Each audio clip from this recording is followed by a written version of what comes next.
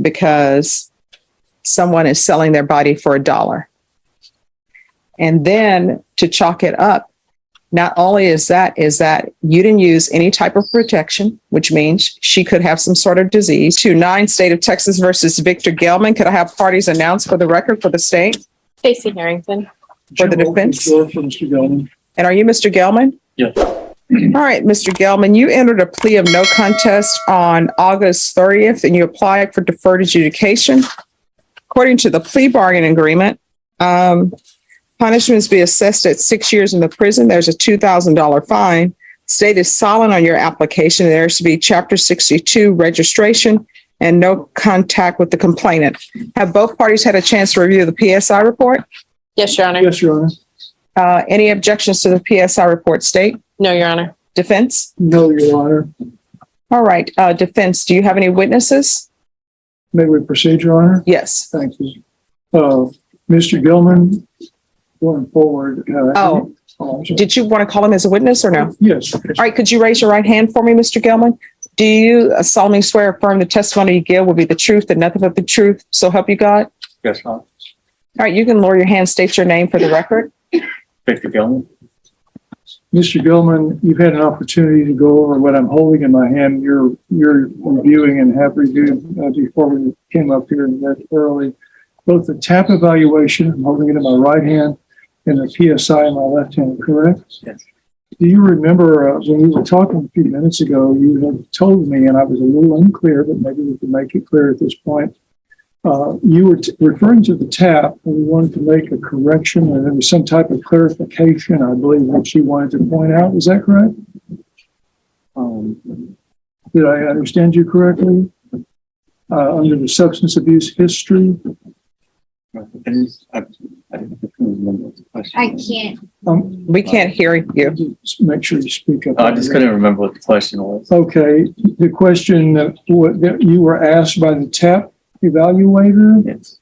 and they were asked, I mentioned to you that this was a self-reporting substance abuse history, like the heading says. They're asking you about your personal use of any type of drugs, alcohol, correct? Yes. I understood you to say there was something you wanted to correct. Did I misunderstand you? No. Is everything okay Yeah. on this? Yeah. Okay, that's fine. Thank you. Mr. Gilman, if you were, I see that your permanent address lists you in Lebanon, Ohio. Can you tell the court you have any current address? Where, in other words, if you're on probation, where would you be living? 19126 Salado Canyon. Salado Canyon, is that here in San Antonio, Yeah. Texas? And who would that be with? My parents. Your parents are here? Okay. And are there anyone underage at that address? No. Just you and your parents would be there? Yes. Okay. Do you have brothers and sisters here in San Antonio as No. well? How long have your parents been here in San Antonio? 5 years. Okay. So your Lebanon, Ohio address was your previous address is all this means when you asked that question about your permanent address, right? Right. And the current address, of course, lists you in the Bexar County Jail, but I wanted to clear up that you did have a local address, correct? Yes. Mr. Gillen, were you working when you were arrested on this case? Yes. What were you doing? Food delivery. Well, okay. Tell me a little bit about that. Was it from a restaurant or a grocery store? Oh, no, it's independent food delivery. Independent food delivery? Was it from a company? And if so, what was the Yeah, name? Uber Eats. Uber Eats? So did you drive a vehicle to make those deliveries? Your own vehicle? Or how did that work? My own. Okay, so people would order food, Uber Eats would pick it up and you would take it, so right? Was that a steady job? Yes. How many hours a week do you think you worked, just roughly? 50. 50 hours a week. Was it a pretty decent paying job? Yes. Okay. Now, you realize from reading the TAP evaluation and the PSI that there's a number of things in here with regarding the issues in the case. You read all that and you accept everything that's in here, correct? Yes. So, Mr. Gilman, it looks like we have a case in terms of priors that is a little bit puzzling, and I think it was at the time. Maybe you can help us understand it a little bit better. When we get to your criminal history, it talks about, it looks like one case there might have been a drug case for 160 days. Am I reading that correctly? Yes. Could you enlighten the court a little bit? Is that a misdemeanor or a felony case up in Ohio that you did 160 days on? It was actually Illinois. Illinois? Yes. And I believe it was a felony case. Okay, you believe it was a felony? It's talking about cannabis. That's why I was asking. So I'm a little confused, but it does list a manufacturing delivery, and the amount looks like it would have been more than a misdemeanor. But I wanted to ask for sure. So you got 24 months probation, 180 days in jail, and this is 10 years ago, right? Yes. Back in 2011. What is it? 10 years after. Okay, so on the notation terminated, I assume that's probation terminated, August 2011. Does it help to refresh the memory by, does that make sense to you, that date in that charge? Yes. The only one that appears to be here out of state. Now, when it says terminated, it says 24 months probe, which is probation, starting in August 2009, and then the probation is terminated in 2011. Does that mean it was terminated successfully, or does the 180 days jail mean that's how it ended, with a bad end of your probation?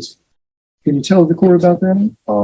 No, I ended the probation successfully. Okay, so the 160 days jail was maybe time you did before you got the court, or how was that? How can you explain? Before I received probation. Okay, because it does say exactly 2 years later, 24 months probation terminated. So I'm assuming that means it was terminated successfully, right? Not revoked? Yes. Do you understand what I mean by that? Yes. Okay. Now, locally here, you have a misdemeanor, 2019, and you didn't have any probation. You got 2 days jail. It looks like it was somewhat right before COVID. I'm pointing with my finger here, 2019. Okay. Right. So that's the only case you've had? No other cases in either state or locality? Okay. Mr. Gilman, do you want to be on probation? Yes. You make a comment in here that something about you think you'll be really good on probation. I think it's the last page, maybe. They're asking you a question, and let's see if I can find it. Do you remember what you told them? I do. You remember what you told them? Exactly. Can you tell the judge, it says here, I feel I will accomplish everything that is needed. Yes. And it's in quotes. Yes. Tell the judge what that means to you, if you wouldn't mind telling us that. Anything needed to finish probation successfully, Your Honor, I feel like I'd be able to accomplish it. Are you a great believer in being able to do that? Do you think you can do it? You've done it once before, it looks like. Absolutely. Is there anything that you'd like to tell the judge with regard to her decision that you think she needs to know that we haven't brought to her about why you need to be on probation and how much you want to be on probation?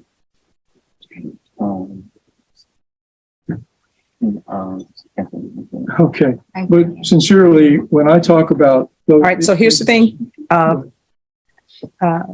Mr. Gilman, you're going to have to stop mumbling because the court reporter cannot hear you. Okay? Okay. All right. Defense? Sorry, Judge. Just to conclude how important this is to you, I know you've told me it is. You've opened up with me actually a lot better than you have with the judge. And I'm attributing that to you being a little nervous and concerned. Is that a fair statement? Yes. Is there anything else that the judge needs to know before she makes her final decision about why you need to be on probation? Anything from you?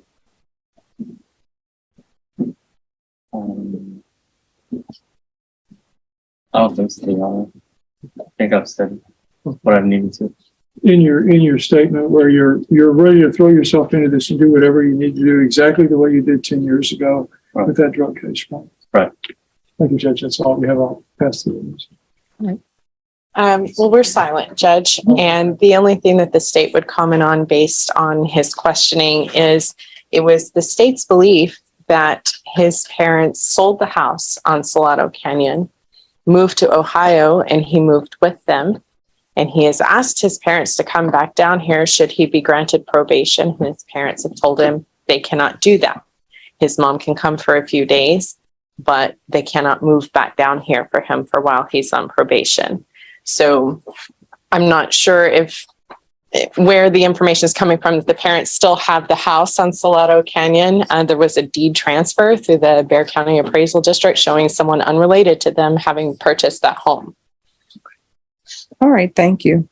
All right, Judge, may I conclude with Yes. one thing I forgot to mention? Of course, on page 4, I know the court is taking careful note of this. yes, But there's been no contact made with the victim, no response on multiple times with attempts. yes. All right, this is what the court is going to do. The court is going to deny your application, find you guilty. There's to be Chapter 62 registration, $2,000 fine, time and money run concurrent. No contact with Aaliyah Ortiz, credit for any time served, 6 years in prison. I'm going to show you what's entitled Trial Court Certification of Defendant's Rights to Appeal. Did you review that document with your attorney? Did you understand it and did you sign it?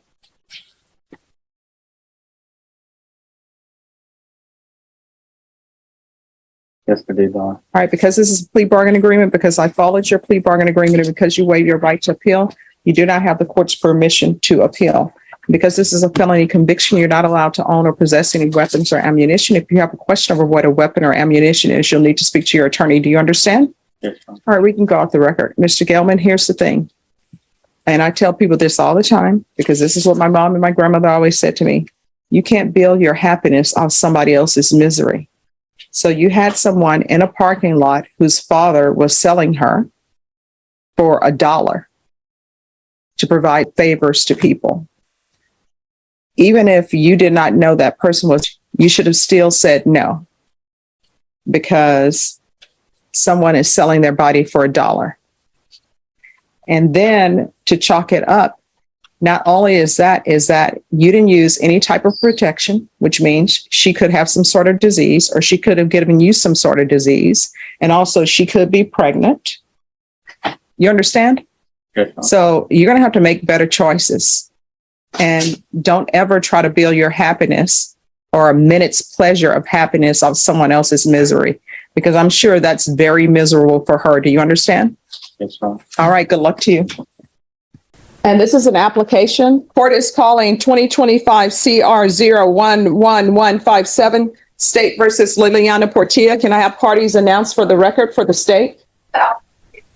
Ray Lopez for the defense, Your Honor. Off the record. Mr. Bond, I'm requesting that you go to breakout room number 1. All right, we're back on the record. Counsel, you received all discovery. Did you review it with your client? Yes, Your Honor. Court will find that the state is in compliance with discovery. Ms. Portillo, did you review the application for community supervision with your attorney? Did you understand it? And did you sign it? Yes, ma'am. Counsel, did you review the true bill of indictment with your client? Yes, Your Honor. And Ms. Portillo, have you reviewed the indictment and did you understand it? Yes. Counsel, do you waive the reading of the indictment? We do, Your Honor. State, are you proceeding on the indictment as presented? Yes, Your Honor. Ms. Portilla, did you review the document entitled Court Admonishments with your attorney? Did you understand it and sign it in all the appropriate places? Yes.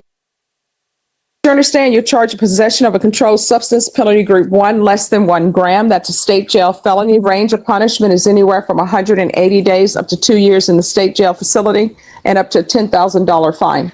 If you have a plea bargain agreement with the state, the court does not have to follow your plea.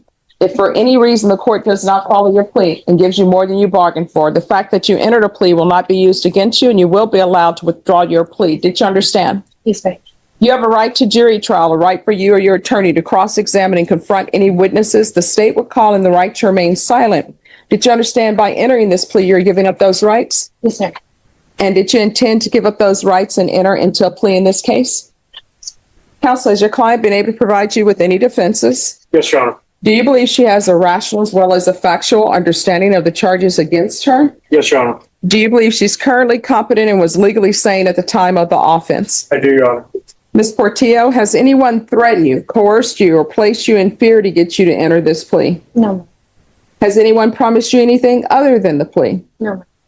Are you satisfied with the way you've been represented? Yes, ma'am. Did you understand if you're not a U.S. citizen by entering into this plea bargain agreement, you will be deported, denied naturalization, and re-entry? Did you understand? Yes. Court will find that defendant has knowingly and voluntarily waived her right to jury trial. Did you review the plea bargain page with your attorney? Did you understand it? According to the plea, punishment is to be assessed at 2 years in the state jail facility. There's a $1,500 for deferred adjudication. The state recommends community supervision. They're taking in consideration 2025 CR 01803. There's to be restitution to the Bear County Lab for testing in 2025 CR 011803. Did you understand that to be the plea? Yes. Defense? Yes, Your Honor. State? Yes, Your Honor. Did you review the waiver of appeal paragraph with your attorney? Did you understand it? Did you sign it in both places? Yes, ma'am. By signing that, you're waiving your right to appeal. The only items that can be appealed are written pretrial motions that have been filed, heard, and ruled upon by the court. Did you understand? So there be any such motions? No, Your Honor. Outside the agreement, the state is requesting that your community supervision be for a term of 3 years. There be a TAP evaluation, 120 hours community service restitution, random UAs, MRT, and anger management in the DOEP course. Did you understand those were recommendations from the state and the court does not have to follow those recommendations? Then to the offenses charge, how do you plead? No contest. State any evidence? State offers and evidence, Exhibit 1. No objections, Your Honor. Excuse? Thank you, Your Honor. Oh, do you have the dismissal? Yes, I do. I have another one too. I needed to take it for the All right, thank you. Thank you. Did you review the waiver and consent to stipulations of testimony and stipulations with your attorney? Did you understand it and did you sign it in all the appropriate places? Yes. Again, did you understand you have a right to jury trial, a right for you or your attorney to cross-examine? In this courtroom sequence, a man named Victor Gelman faces sentencing after pleading no contest in a serious case, with the judge reviewing his background, prior record, and living situation while questioning his readiness for probation. Despite his claims that he could comply and rebuild his life, inconsistencies about his residence and lack of contact with the victim weigh against him, leading the court to deny probation and sentence him to 6 years in prison along with fines and registration requirements, while the judge sharply reminds him that his actions, particularly exploiting a vulnerable situation involving a woman, reflect poor moral judgment and dangerous decision-making, emphasizing that seeking momentary pleasure at the cost of someone else's suffering will always lead to consequences and urging him to make better choices in the future.